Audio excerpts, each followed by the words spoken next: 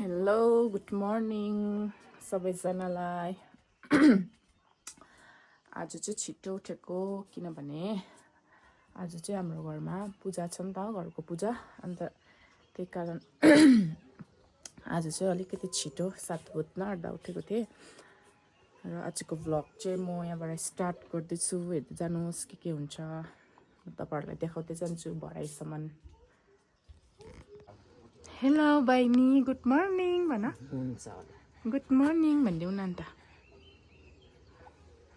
कि कोन त नि हाँचिदेऊ न, हाँचिदेऊ अरे हाँचिदेऊ न। हेलो हेलो गाइजहरू भन्दै न, हामीलाई लाइक गरिदिनुहोस् ल गाइजहरू भनिदेऊ न। गाइजहरू लाइक गरिदिनुहोस् है हामीलाई भनिदेऊ। हेलो गाइजहरू। यो चाहिँ मर्निङ भ्यू। आज अलिकति दिन पनि राम्रो छैन, तर यस्तो फगी फगी भइरहेको छ। यहाँ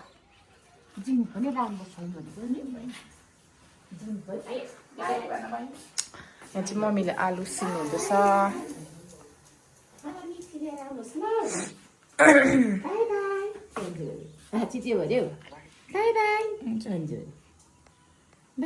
यो चाहिँ रोटीको लागि चामल सुकाइराख्नु भएको छ।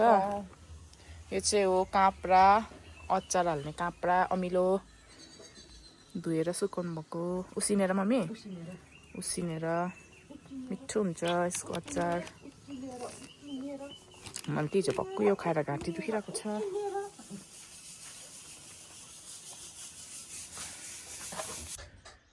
गाइस म चाहिँ भर्खर नुहाइधुवाइ गरिसकेँ।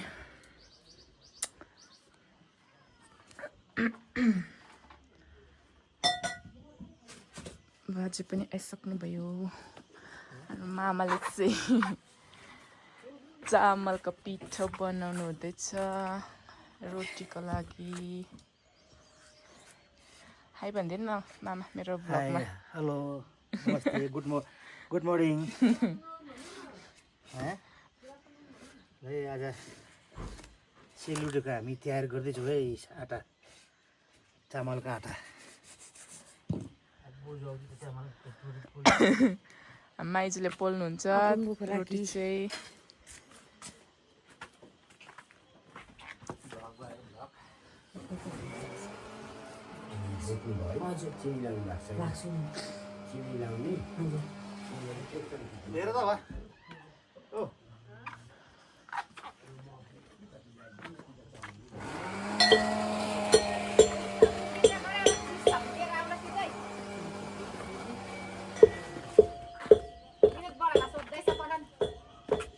के मम्मी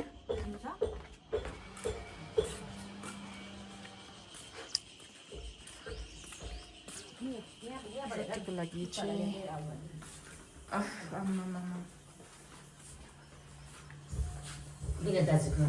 के हो यो यसको चाहिँ? ए म चाहिँ अब आलु खान्छु किनभने हामी चाहिँ व्रत बसेको नि त।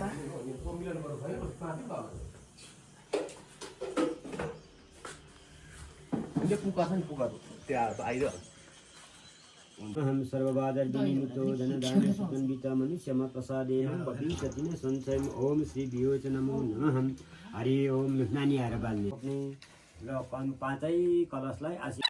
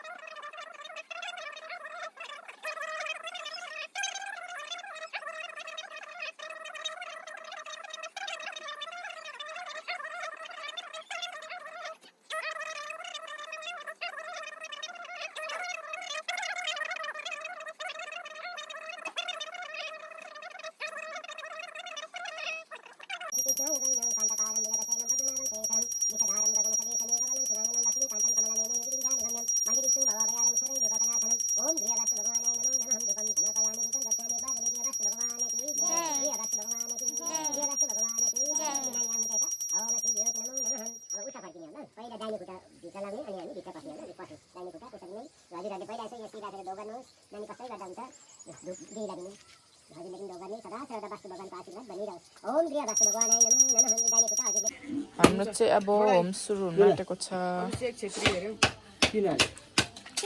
काकाले चौरा बनाउँदैछ बडाले त्यही यहाँ बनाउनुहुँदैछ मामाले चाहिँ बनाउनुहुँदैछ ओइ ओइ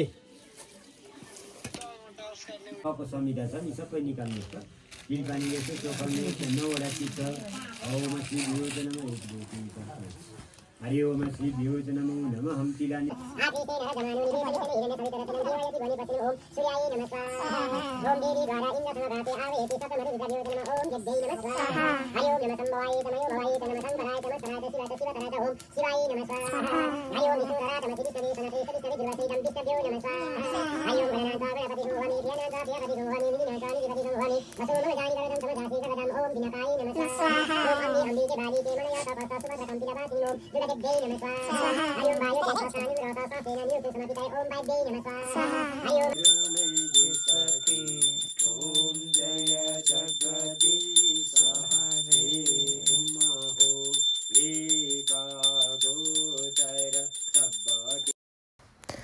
र हाम्रो चाहिँ पूजा सकिसकेर पनि हामी चाहिँ खानाहरू खाएर सुतेको थियो मजाले निदाइ पठाएछ नि त अन्त कस्तो भोक लागेको थियो कि 1:30 भएको थियो नि त 1:30 भएको थियो अन्त खानासाना खाएर चाहिँ खानाहरू तपाईँहरूलाई देखाउँ भनेको थिएँ हाम्रो मामाले बनाउनु भएको कस्तो मजाले बनाउनु भएको थियो नि त कि अन्त देखाउनु पनि पाइनँ हाम्रो बहिनी पनि सुतेको थियो अन्त बहिनी पनि उठेछ म चाहिँ चिया खाँदै थिएँ मम्मीले चिया बनाएर ल्याइदिनु भएछ चिया खाँदै थिएँ कस्तो ज्वरो आइरहेको छ नि त हिजो पुरा अमिलो खाएको थियो कि अन्त मेघालाई पनि ज्वरो आइरहेको छ मलाई पनि ज्वरो आएर अन्त कस्तो भएर चाहिँ सुतेर चाहिँ उठेको थियो अन्त